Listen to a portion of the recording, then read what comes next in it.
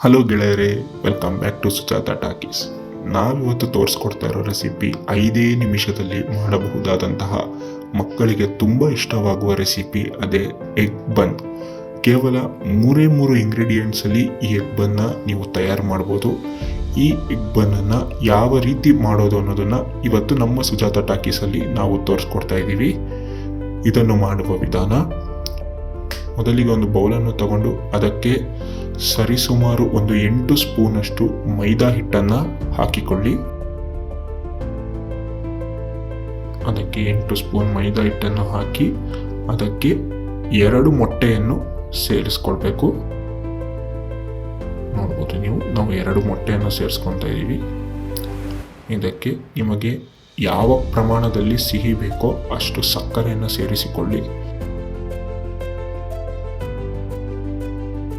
ನಾವಿಲ್ಲಿ ಸುಮಾರು 7ರಿಂದ 8 ಸ್ಪೂನಷ್ಟು ಸಕ್ಕರೆಯನ್ನು ಸೇರಿಸ್ಕೊಂಡಿದ್ದೀವಿ. ಇದನ್ನು ಚೆನ್ನಾಗಿ ಮಿಕ್ಸ್ ಮಾಡಿ ಇದಕ್ಕೆ ಸ್ವಲ್ಪನೇ ನೀರು ಹಾಕ್ತಾ ದೋಸೆ ಹಿಟ್ಟಿನ ಹದಕ್ಕೆ ನೀವು ಕಲಿಸ್ಕೊಬೇಕು.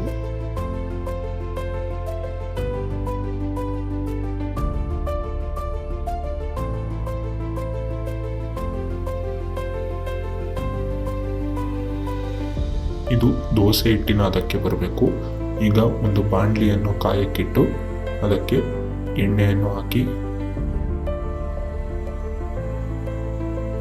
ಎಣ್ಣೆ ಕಾದ ಮೇಲೆ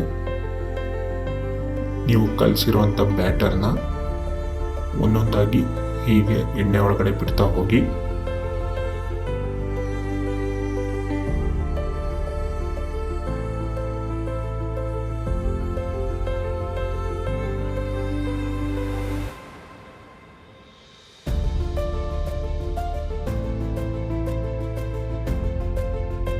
ಸ್ವಲ್ಪ ಬೆಂದಿದೆ ಅಂತ ಗೊತ್ತಾದಾಗ ಅದನ್ನು ತಿರುಗಿಸ್ಕೋಬೇಕು.